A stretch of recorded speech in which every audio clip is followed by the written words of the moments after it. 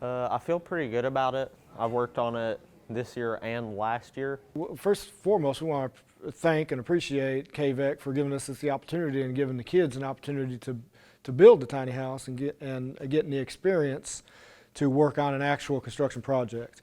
And I think it's a good program for the kids to get their hands on an extended learning from what we do in the shop and get it out there in an actual field setting. The status of the tiny house right now is we're in the completion phase, and we're probably 90% complete, and we're getting ready to finish up some trim work and flooring and finish fixtures for plumbing, but we're probably maybe a week or two out before completion. Before you guys got here, we were clear coating some trim in there, and we're getting ready to go install it this afternoon. There's a lot that I've learned working out at the tiny house, a lot that I didn't know before. Some things I've done before, like the laminate flooring, putting that in. The students' interest in the tiny house, I don't have any student that says no, that wants to work on the tiny house, because they're here for a reason, and we're here for a reason. And for their experience and their knowledge as a first-year student to a senior, I mean, it's pretty impressive on what they catch up on. I'd say I'm proud of the tiny house overall, because it's kind of a team project. There's not many things that I specifically have worked on without help from the other people in my class. The bottom to top construction is really what I was wanting as an instructor, you know, teaching them the foundation up to the roof. And, you know, it being a one-year program, kind of fast-paced that construction project, but it kind of gets them in the mode of, okay, we're learning this, then we're going to that, then, you know, one week we're putting floor down on a trailer, the next week we're putting the roof on, so it's kind of fast-paced. The correlation with NCCR, we follow the NCCR guidelines in correlation also with the building of the house.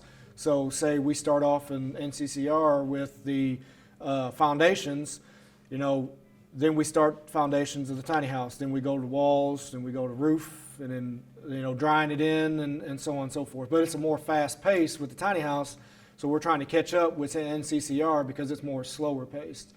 But it kind of works, and it gets the students ready actually for both. You know, NCCR, they carry on what they learned with NCCR, and they carry on what they learned with the tiny house, and it kind of comes together, and they actually do pretty good with that. NCCR is their accreditation program, just like, you know, the electrical class and carpentry follows NCCR. You know, just like automotive has ASC certification. The NCCR is certification for carpentry.